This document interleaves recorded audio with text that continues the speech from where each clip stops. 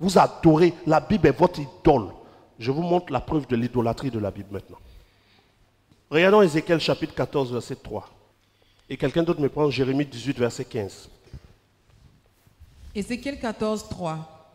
Fils de l'homme, ces gens-là portent leur idole dans leur cœur. Ils portent leur idole dans leur cœur. Et ils attachent les regards sur ce qui les a fait tomber dans l'iniquité. Me laisserai-je consulter par eux? C'est pourquoi parle-leur et dis-leur. Ainsi parle le Seigneur, l'Éternel. Oui. Tout homme de la maison d'Israël qui porte ses idoles dans son cœur et qui attache les regards sur ce qu'il a fait tomber dans son iniquité, s'il vient s'adresser au prophète, moi, l'Éternel, je lui répondrai, malgré la multitude de ses idoles. Qu'est-ce qu'il dit? Les gens portent leur idole dans leur cœur. Mais une idole, par définition, selon Ézéchiel et Jérémie, chapitre 18, verset 5, il dit, cependant mon peuple m'a oublié. Mon peuple m'a oublié. Jérémie 18, verset 15. Il offre de l'encens à des idoles. Il a été conduit à chanceler dans ses voies. Ils ont quitté les anciens chemins pour suivre des chemins non frayés. Qu'est-ce qu'il est en train de dire? On dit les idoles sont faites de bois et de fer. Elles ne peuvent ni parler, ni entendre, ni secourir. On les soulève et on les dépose. Égale Bible. La Bible ne peut ni entendre tes prières, ni parler, ni voir. On la soulève et on la dépose. Elle ne peut pas secourir. Les idoles sont faites de bois et de fer. De quoi est fait la Bible? De bois. Les feuilles que nous avons sont à base de quoi? Bois. Les feuilles de la Bible sont faites de bois. La nouvelle idole de 2023. La Bible, on la défend tellement pendant qu'elle ne parle pas. Il dit, ils prennent leurs propres idoles et ils les transportent. Et ils gardent leurs idoles près d'eux, s'attendant à ce que leurs idoles les secouent. Des gens dorment avec la Bible sous leur tête pour ne pas que les démons les attaquent. Pendant que l'ange de l'Éternel campe autour de ceux qui le craignent. Toi, tu te promènes avec un livre, espérant que le livre te secoue. Ton idole est dans ton cœur. Ta Bible est devenue ton idole. La Bible n'est pas la parole de Dieu et la Bible n'est pas Dieu. Qu'est-ce que nous disons? Est-ce que nous disons de brûler la Bible? Non. Non. Nous disons, comme tout livre, en lisant la Bible, lisez avec le discernement, parce que tout ce que vous allez lire n'est pas forcément de Dieu. Qu'est-ce qui est bizarre là? Mais quand vous lisez la Bible dans les paroles de Jésus, considérez les paroles de Jésus comme la parole de Dieu. Qu'est-ce qu'il y a de bizarre? Mais vous voulez dire que toute la Bible est la parole de Dieu. Même les paroles de Paul sont la parole de Dieu. Arrêtez.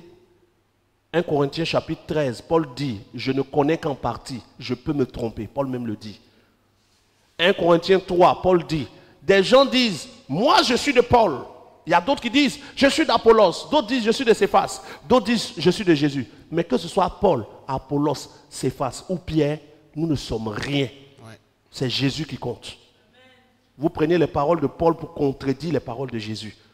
Vous êtes perdus. Wow. Oh mon Dieu, vous avez comparé la Bible à une idole. C'est quand même, c'est pas trop fort. C'est de l'idolâtrie. Wow. Mais quand tu dis que la Bible est Dieu, hein? Dieu est un livre qu'on soulève. Quand tu tiens ça dans ta main comme ça, tu tiens Dieu. La bêtise humaine. Romains chapitre 1, verset 18.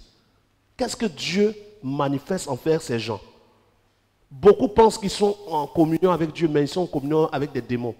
Parce que le vrai Dieu, on ne l'abaisse pas à un livre. Qu'est-ce qu'il dit? Romains chapitre 1. 1,18. La colère de Dieu se révèle. La colère de Dieu se révèle. Du ciel. Contre toute impiété et toute injustice des hommes qui retiennent injustement la vérité captive. Ils retiennent la vérité captive, ils connaissent. Continue. Car ce qu'on peut connaître de Dieu est manifeste pour eux, Dieu le leur ayant fait connaître. En effet, les perfections invisibles de Dieu, sa puissance éternelle et sa divinité, se voient comme à l'œil depuis la création du monde. Quand on les considère dans ces ouvrages, ils sont donc inexcusables. Au verset 21. Puisque ayant connu Dieu, ils ne l'ont point glorifié comme Dieu et ne lui ont point rendu grâce. Mais ils se sont égarés dans leurs pensées et leur cœur sans intelligence a été plongé dans les ténèbres. Se vantant d'être sages, Ils sont devenus fous. Se vantant d'être sages, ils sont devenus fous. ils sont devenus fous. Où est la folie? Lis la folie là. Et ils ont changé la gloire du Dieu incorruptible En livre. en image représentant l'homme corruptible, des oiseaux, Oui. des quadrupèdes et des reptiles. Ils ont changé la gloire du Dieu incorruptible. Et le Dieu incorruptible est devenu un livre qui est leur Dieu, la Bible, leur idole. Quand tu dis la Bible n'est pas la parole de Dieu, d'autres, c'est comme s'ils peuvent te tuer même. Tu parles, tu as touché quelque chose. Non, la Bible est un livre. Que si même quelqu'un prend et jette à terre image dessus, il n'a pas péché. Ouais. C'est un livre. Et ça, c'est quoi de mauvais? Regardez le dernier exemple que je donne pour ce soir pour que ceux qui sont appelés à la vérité comprennent. Actes chapitre 10, le verset 9. Le lendemain, comme ils étaient en route et qu'ils approchaient de la ville, Pierre, qui est Pierre? Il est celui à qui Jésus a dit, tu es Pierre, sur cette pierre je bâtirai mon église. Pierre monta sur le toit vers la 6e heure pour prier. Pierre est monté sur le toit pour faire quoi? Pour prier. Et pendant que Pierre est monté sur le toit, je suis dans Actes chapitre 10, verset 10, il eut faim. Pierre a faim. Et il voulut manger pendant qu'on lui préparait à manger. La nourriture n'est pas cuite. Il est sur la dalle. Il a faim, mais il est en train de prier. Et Pierre tombe en extase. Verset 11. Il vit le ciel ouvert et un objet semblable à une grande nappe, attaché par les quatre coins qui descendait et s'abaissait vers la terre. Et où se trouvaient tous les quadrupèdes et les reptiles de la terre et les oiseaux du ciel. Et une voix lui dit quoi? Lève-toi, Pierre, tue et mange. Mais Pierre dit, non, Seigneur, car je n'ai jamais rien mangé de souillé ni d'impur. Et pour la seconde fois, la voix se fit encore entendre et lui dit, ce que Dieu a déclaré pur, ne le regarde pas comme souillé. Cela arriva jusqu'à 3 fois. Et aussitôt après, l'objet fut retiré dans le ciel. Pierre est sur sa terrasse. Il est en train de prier, il a faim. Et puis il voit une image, une nappe avec la nourriture dedans. Il entend une voix qui lui dit, prends, tue et mange. Malgré qu'il entend une voix, il discute. Il éprouve la voix. On ne doit pas éprouver la Bible. Les gens ne veulent pas qu'on éprouve la Bible. Dès que c'est la Bible, on ne dit plus rien, c'est ça, c'est la vérité, on ne discute pas.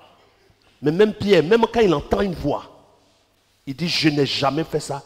Il remet ça en cause. Comment on peut ne pas éprouver la Bible quand les apôtres même éprouvaient même la voix de Dieu? Pierre entend le Saint-Esprit lui parler. C'est après que Pierre a compris que c'est le Saint-Esprit qui lui parlait pour lui dire de ne pas rejeter Corneille, puisqu'il y a un homme qui était un Romain, qui n'était pas juif. Le Saint-Esprit était en train de lui dire, ne déclare pas impur cet homme que moi Dieu j'ai sanctifié. C'est là que Pierre accepte de le suivre. Mais dans la vision, Pierre a refusé. On lit des choses, nous-mêmes on voit que ce n'est pas normal. On voit comment ce n'est pas cohérent. On voit les anomalies, on voit les contradictions, mais on dit, ne discute pas avec ça, c'est la parole de Dieu. Mais pourtant, il est écrit, éprouvez tout esprit pour voir si c'est de Dieu. Mais ceux qui ont écrit là, ils n'ont pas d'esprit. Si. Osée, c'était Dieu. Non. Amos, il est Dieu. Non. Jérémie est Dieu. Non. Ézéchiel est Dieu. Paul est Dieu. Ils ne sont pas Dieu. Donc ce qu'ils ont écrit doit être éprouvé. Ouais. Mais ce que Jésus a dit, étant rempli de toute la plénitude de la divinité, nous l'acceptons comme parole de Dieu. Mais tout le reste, on éprouve. Et si ce n'est pas bon, on jette. Toute parole d'un apôtre, d'un prophète, d'un évangile, d'un docteur, qui n'est pas conforme à ce que Jésus a dit, on jette. Si c'est différent, mais que Jésus ne condamne pas, on peut accepter. Mais si c'est condamné par ce que Jésus a dit, on jette. Point. Là, on est sûr d'arriver au ciel.